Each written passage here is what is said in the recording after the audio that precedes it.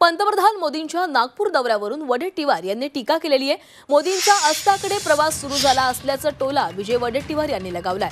संघाच्या करिश्म्यामुळे विजय मिळाल्याचे त्यांना पटलं असावं। काँग्रेस नेते विजय वडेट्टीवार यांनी हा खोचक टोला लगावलेला आहे।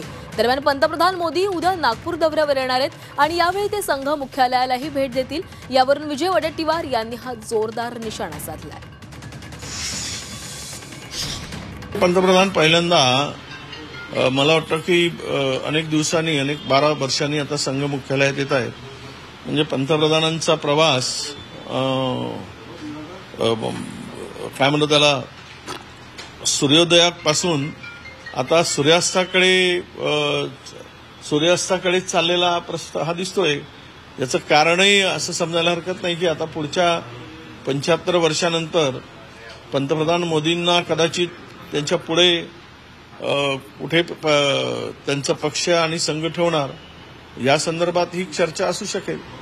पण एक लक्षात घेतलं पाहिजे की पंतप्रधान झाल्यानंतर 12 वर्ष किंवा 11 वर्ष पंतप्रधान कधी संघ मुख्यालयात आले नाही।